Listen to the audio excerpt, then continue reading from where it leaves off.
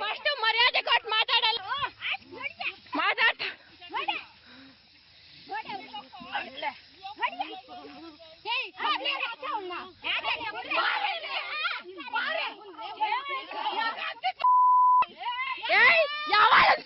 Vijayapura police station limits ಬರುತ್ತೆ ಆ ಗ್ರಾಮ, ಯಲವಳ್ಳಿ ಅನ್ನೋ ಗ್ರಾಮ. ಆ ಗ್ರಾಮದಲ್ಲಿ ಆ ಪೊಲೀಸ್ ಸ್ಟೇಷನಲ್ಲಿ ಸರ್ಕಲ್ ಇನ್ಸ್ಪೆಕ್ಟರ್ ಇಲ್ದಿರ ಇರೋದು ನೋಡಿಕೊಂಡು ಇವ್ರನ್ನ ಕೊಲೆ ಮಾಡೋದಕ್ಕೆ ನೆನ್ನೆ ಬಂದವ್ರಿ. AC ಕೋರ್ಟಲ್ಲಿ ಕೇಸ್ ನಡೀತಾ ಇದೆ. ಆ ವೆಂಕಟರೆಡ್ಡಿ ಅನ್ನೋ ಒಬ್ಬ ಡೂಪ್ಲಿಕೇಟ್ ನಕಲಿ ಜಾತಿವಾದಿ, ಇವನು ಎಂಥ ದೊಡ್ಡ ನಮಕರಂ ನನ್ನ ಮಗ ಅಂದರೆ, ರಾತ್ರಿ ಹೊತ್ತು ಯಾರನ್ನಾದ್ರೂ ನಂಬಿಸ್ಬಿಟ್ಟು ಕರ್ಕೊಂಡೋಗಿ ತಲೆ ಮೇಲೆ ಕಲ್ಲೆತ್ತಿ ಕುಕ್ಕಿ ಸಾಯಿಸಾಕ್ತಾನೆ ಅಂತ ಬೋಳಿ ಮಗ ಅವನು ವೆಂಕಟರೆಡ್ಡಿ ಅನ್ನೋನು. ಅವನೇನು ಮಾಡ್ತಾನೆ, ಒಂದಷ್ಟು ಜನ ಹೆಣ್ಮಕ್ಳ ಟೀಮ್ನೆಲ್ಲ ಮಾಡ್ಕೊಂಬಂದು ಈ ಅಜ್ಜಿ ಪಾಪ ಯಮ್ಮ ಯಾರೂ ದಿಕ್ಕಿಲ್ಲ ಇವ್ರಿಗೆ, ಇವ್ರ ಜಮೀನಿಗೆ ಇಷ್ಟು ದಿನ ಕಾಲಿಡ್ದಿರ ಇರೋರು ಏಕಾಏಕಿ AC ಕೋರ್ಟಲ್ಲಿ ಕೇಸ್ ನಡೀತಾ ಇದ್ರು, ಏಕಾಏಕಿ ಬಂದು ಈ ಅಮ್ಮನ ಮಾರಣಾಂತಿಕವಾಗಿ ಹೊಡೆದಿದ್ದಾರೆ.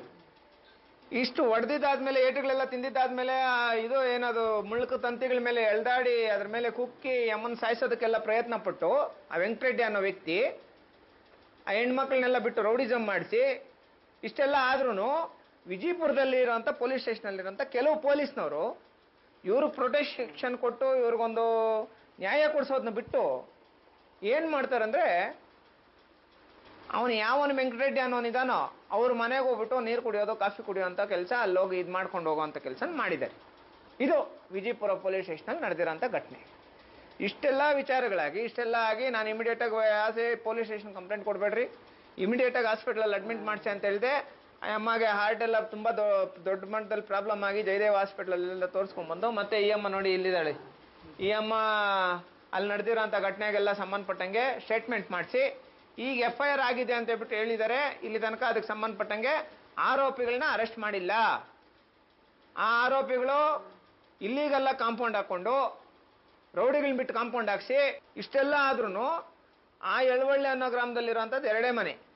ಯಾವುದೇ ಕಾರಣಕ್ಕೂ ಕಾನೂನು ಉಲ್ಲಂಘನೆ ಮಾಡೋಂಥ ಕೆಲಸನ ನಮ್ಮ ಸಂಘಟನೆಗಳವ್ರ ಕಡೆಯಿಂದ ನಾನು ಮಾಡ್ಸಕ್ಕೆ ಹೋಗಲ್ಲ.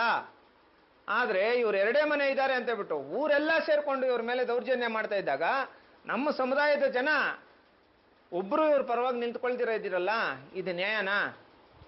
ಈ ವಿಚಾರಕ್ಕೆ ಸಂಬಂಧಪಟ್ಟಂಗೆ ಅತಿ ಶೀಘ್ರದಲ್ಲೇ ನಾವು ಯಳವಳ್ಳಿ ಚಲೋ ಕಾರ್ಯಕ್ರಮ ಮಾಡ್ತಾ ಇದ್ದೀವಿ.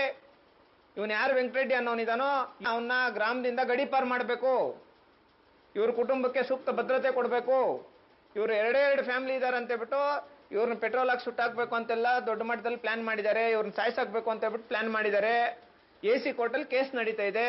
ನಾವು ಅದಕ್ಕೆ ಸಂಬಂಧಪಟ್ಟಂಗೆ ಏನು ಆರ್ಡರ್ ಬರುತ್ತೆ ಅಂತ ಹೇಳ್ಬಿಟ್ಟು ಕಾಯ್ಕೊಂಡಿದ್ದೀವಿ. AC ಕೋರ್ಟಲ್ಲಿ ಕೇಸ್ ನಡೀತಾ ಇದ್ದಾಗ ಸರ್ವೆ ಮಾಡಿಸ್ತೀರ ಕಾಂಪೌಂಡ್ ಇವನು ಯಾವ ಥರ ಆಗ್ದ? ಸರ್ವೆ ಅಧಿಕಾರಿಗಳಿಲ್ಲ, RA ಇಲ್ಲ, VA ಇಲ್ಲ, ಪೊಲೀಸ್ ಪ್ರೊಟೆಕ್ಷನ್ಸ್ ಇಲ್ಲ, ಏನೂ ಇಲ್ದಿರ ಇವ್ರ ಜಮೀನಿಗೆ ಏಕಾಏಕಿ ನುಗ್ಗಿ ಕಾಂಪೌಂಡ್ ಹಾಕುವಂಥ ತಪ್ಪು. ಅದಕ್ಕೆ ಸಂಬಂಧಪಟ್ಟಂಗೆ ಈ ಕೂಡಲೇ ಆ ವ್ಯಕ್ತಿನ ಅರೆಸ್ಟ್ ಮಾಡಿಲ್ಲ ಅಂದಾಗ ದೊಡ್ಡ ಮಟ್ಟದಲ್ಲಿ ಹೋರಾಟ ನಾವು ವಿಜಯಪುರದಲ್ಲಿ ಮಾಡ್ತೀವಿ.